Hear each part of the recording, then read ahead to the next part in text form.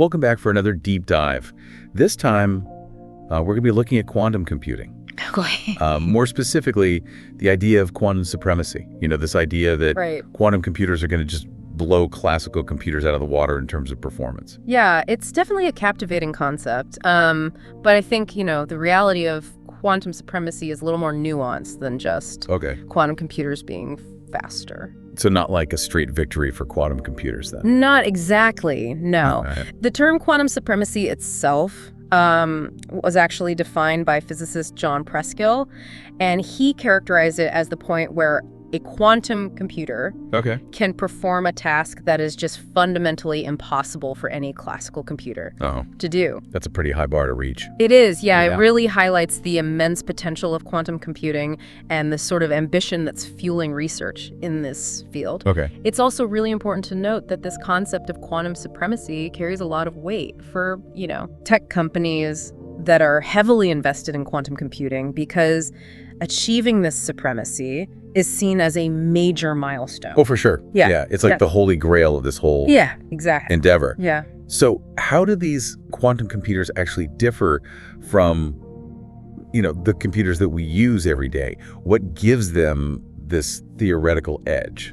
Well, at the heart of it is the way that they process information, right? So classical computers use bits, which can be either a 0 or a 1. Right. But quantum computers, on the other hand, utilize these things called qubits. Oh, yeah, qubits. Those are the quantum bits we hear about. Exactly. And what makes them so special is that they can exist in this state called superposition. Which means that a qubit can be both 0 and 1 at the same time. So they can explore like multiple possibilities simultaneously. Precisely. Yeah. That's pretty wild. And this ability is further enhanced by this concept called entanglement. Oh, I've heard of this. Where two qubits basically become interconnected. So no matter how far apart they are physically, their fates are intertwined. That's really hard to wrap your head around. It is. It's a very strange concept, but it's what gives them this power. So it's this simultaneous exploration, enabled by superposition and entanglement. Yeah. That theoretically allows quantum computers to outperform classical computers. Exactly. That's the key.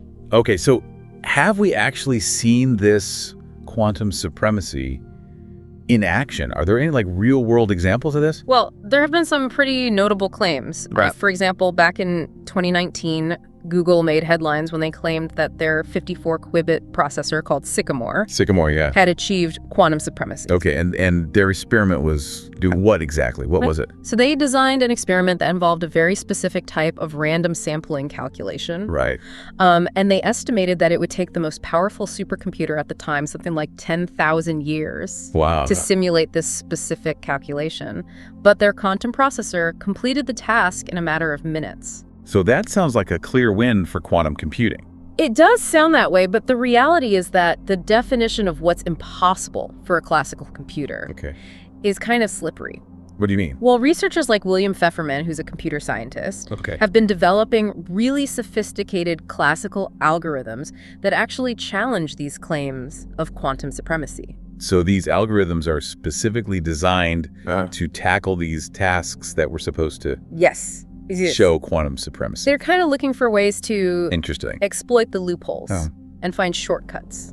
So what is it about these tasks that allow these classical algorithms to kind of catch up? Well, their strategy often revolves around exploiting this inherent noise that's present in current quantum computers. Noise? Which is basically, the errors that inevitably occur during computation. So these errors, these noise, they're like openings for classical algorithms to find shortcuts and simulate these quantum calculations more efficiently. That's the idea.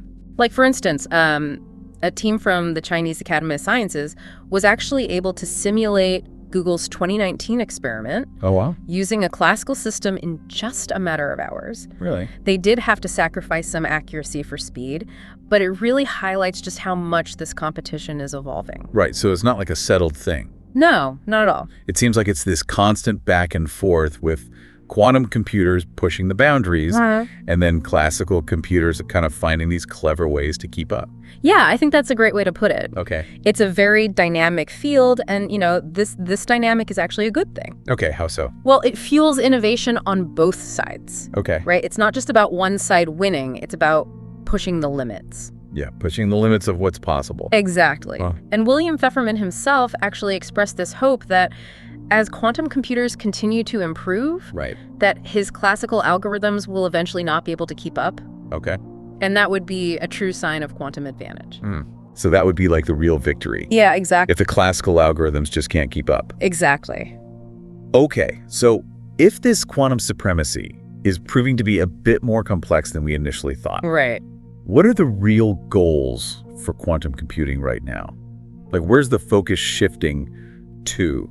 Well, I think the emphasis is really transitioning towards what we call quantum utility. Quantum utility. So it's about demonstrating a significant speed up on practical, real-world problems. So moving away from these theoretical demonstrations of superiority. Yeah. And more towards, like, actually solving problems that are going to have an impact on our lives. And Simon Benjamin put it really well when he said, quantum computers don't suddenly become useful just because they cross this supremacy threshold. Okay. It's really a stepping stone. It's not the finish line. So it's about finding those real-world applications where quantum computers offer this clear advantage. That's what we're really looking for. Okay. Yeah. But if these quantum computers are still prone to errors, how can we rely on them for these, critical tasks? Right. That seems like a major obstacle. It is a huge challenge. The key is really going to lie in developing what we call fault-tolerant quantum computers. Okay, fault-tolerant meaning they can, correct their own errors. Exactly. They can correct errors kind of on the fly as they're performing these calculations. Are we anywhere close to having those? Well, it's still early stages. It's kind of like, the early days of aviation when the Wright brothers were just figuring out how to get a plane off the ground. There's a lot of experimentation and learning and iteration. A lot of trial and error. Yeah. Exactly. Okay. But there's reason for optimism, though. Right? Right? Like what developments are, giving you hope for the future of fault-tolerant quantum computing? Yeah. Well, one really promising area is the development of these new error correction techniques. So we're finding ways to kind of mitigate these quantum errors. Oh, exactly. That's great. And, remember earlier we talked about how you need many physical qubits? Right. All those backup dancers for the lead performer. Exactly. Yeah. Well, researchers are actually developing more efficient error correction codes. Okay. Which means that we might not need as many physical qubits to achieve the same level of reliability. That would be a huge step forward. It would be. Yeah. It would make building these larger and more powerful quantum computers much more feasible. Okay. Are there any other advancements on the horizon that you're excited about? Yeah, another really exciting area is the exploration of different types of quantum computers. Wait, there's more than one kind? There are actually several approaches to building quantum computers. Oh, wow. Each with their own advantages and disadvantages. So it's kind of like different types of vehicles for different types of terrain. Yeah, that's a great analogy. Some are better for speed, some are better for, off-roading, that kind of thing. And by exploring these diverse approaches, we're likely to find solutions that are more robust and scalable. And scalability is key. If we want to tackle these really complex problems. Absolutely. Right, we need to be able to build these larger, more powerful quantum computers. Scalability is a big focus. Wow. It seems like we're really living through a truly revolutionary period in computing. It's a very exciting time to be involved in this field. Yeah. Just like the early computers paved the way for the digital world we know today. Right. Quantum computers have the potential to really transform our world in ways we can't even imagine yet. Yeah. It's both thrilling and a little bit daunting to think about the possibilities. It is. Yeah. It's a powerful technology, and it's really important that we develop it For sure. and utilize it responsibly. Yeah, we have to make sure we're using this for good. Exactly. Okay, so as we kind of wrap up this first part of our deep dive into quantum computing, what's the key takeaway you want to leave our listeners with? I think the most important thing to remember is that this is a journey. It's not a destination. We're still in the early stages of exploring the vast potential of quantum computing. So it's about embracing this process of discovery, this constant innovation, and this collaborative spirit that drives this field forward. Absolutely. Okay. Yeah. Well, even though we may not have all the answers yet, one thing is clear. The future of quantum computing is just brimming with possibilities. It is, yeah. And that's what makes it so captivating. Absolutely. Yeah, we're on the cusp of something truly groundbreaking that has the potential to reshape industries, solve some of the world's most challenging problems. For sure. That's amazing. Yeah. Well, thank you for joining us for this first part of our incredible deep dive into the world of quantum computing. Yeah. It's been a fascinating journey so far, and we can't wait to see what the future holds for this transformative technology. Me too. Okay, we'll be back in just a moment with part 2. One area where quantum computers hold tremendous potential is in drug discovery. Oh, really? Yeah. How so? So, instead of having to conduct countless lab experiments, we could potentially use quantum computers to simulate how different molecules behave and interact with each other. So like simulate those complex molecules that are really hard for classical computers to handle. Exactly. That's one of the things that quantum computers with their unique capabilities could really excel at. Wow. So that could like revolutionize the way that we develop new medicines and therapies. Absolutely. Yeah, it has the potential to significantly accelerate the process of drug discovery and reduce both the time and the cost. That's incredible. Are there any other fields where quantum computers might have a similar impact? Another really promising area is materials science.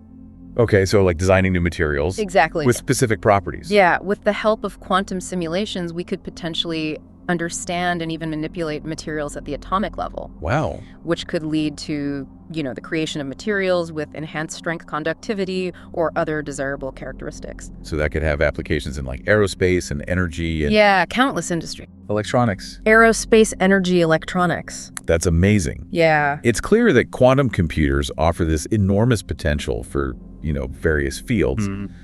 But we can't ignore the challenges that still need to be addressed. Right. Particularly this issue of errors. Yeah.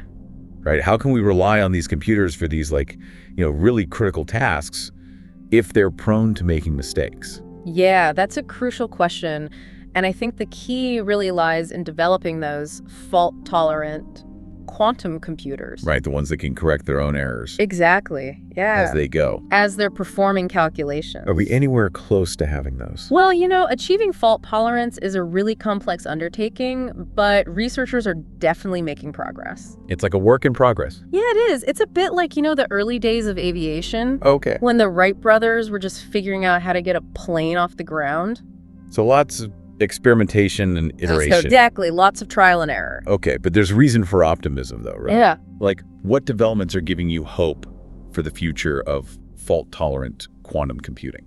Well, one really promising area is the development of these new error correction techniques. So we're finding ways to kind of mitigate those quantum errors. Exactly. Yeah, and remember earlier we talked about how you need, many physical qubits. Right, like a whole bunch of backup dancers for our lead performer. Well, researchers are developing more efficient error correction codes, Okay. which means that we might not need as many of those physical qubits to achieve the same level of reliability. So that would be a significant step forward. It would make building larger and more powerful quantum computers much more feasible. That's great. What other advancements are kind of on the horizon? Another exciting area is the exploration of different types of quantum computers. Different types? I didn't know there was more than one. There are actually several different approaches to building quantum computers. Wow. And each has its own advantages and disadvantages. So it's kind of like having different types of vehicles for different types of terrain, right? Yeah, that's a great analogy. Like some are better for speed, some are better for off-roading, Exactly. Different strokes for different folks. And by exploring all these diverse approaches, we're likely to find solutions that are, more robust and scalable. And scalability is going to be crucial. Yeah. If we want to tackle these really complex problems. It is. We need to be able to build these like larger, more powerful quantum computers. Exactly. Yeah, scalability is a big focus in the field right now. Wow. It seems like we're really living through a truly revolutionary period in computing. It is a very exciting time to be involved in this field. It's exciting just to be following it, Yeah. Like just to hear about these developments is amazing. It's pretty mind-blowing. Just like those early computers paved the way for the digital world that we know today. Right. These quantum computers have the potential to really transform our world in ways that we can't even imagine yet. Yeah, it's thrilling and a little bit daunting. It is. To think about the possibilities. It is a very powerful technology, and it's going to be really important that we develop it and utilize it responsibly. We have to make sure that we're using it for good. Absolutely. Okay, so as we wrap up this second part of our deep dive into quantum computing, what's the main takeaway you want to leave our listeners with? Well, I'd say the most important thing to remember is that This is a journey. It's not a destination. Okay. We're still in those early stages of exploring the vast potential of quantum computing. So it's about embracing the process. Yeah. The constant innovation and the collaborative spirit that's driving this field forward. Exactly. Okay, well, even though we don't have all the answers yet, one thing is clear. The future of quantum computing is brimming with possibilities. It is. And that's what makes it so captivating. Absolutely. We're on the cusp of something truly groundbreaking that has the potential to reshape industries, solve some of the world's most challenging problems. I agree. It's amazing. It's very exciting. Well, thank you again for joining us for this second part of our deep dive into the world of quantum computing. Of course. It's been a fascinating journey, and we can't wait to delve into even more in just a moment. Yeah, it really has been a fascinating journey. And as we kind of wrap up our deep dive into quantum computing, I'm left with this sense of wonder and anticipation for what's to come. I know, it's really an incredible field, and the advancements are happening so rapidly. Right. It feels like the possibilities are almost endless. Yeah, it's amazing to think how far we've come from, those early theoretical concepts to actually having these quantum computers. Yeah, it's a testament to all the researchers all around the world who are really pushing the boundaries of what we thought was possible. Yeah, their dedication is really inspiring. And it highlights how important it is to keep investing in scientific research and development. Absolutely. Supporting these endeavors is crucial to unlocking new knowledge and making those technological advancements that ultimately benefit everyone. It's really an investment in our future. It's paving the way for innovations that could potentially solve some of the world's biggest challenges. Well said. Yeah, the potential applications for quantum computing are just vast. Right. It spans medicine materials, science, energy, and so much more. Yeah, it's so exciting to think about how this technology could really transform these industries and lead to breakthroughs that could improve our lives in ways we can't even imagine. It's a journey full of potential, and we're really just beginning to scratch the surface. Well, as we conclude this deep dive, I want to encourage all of our listeners to stay curious, keep learning, and follow all the incredible developments that are happening in this field. Yeah, it's definitely a field that will continue to capture our imagination and push the boundaries of human understanding for years to come. Absolutely. Well, thank you for joining us on this exploration of quantum computing. We hope you've enjoyed the journey and gained a deeper understanding of this groundbreaking technology and what it could mean for the future.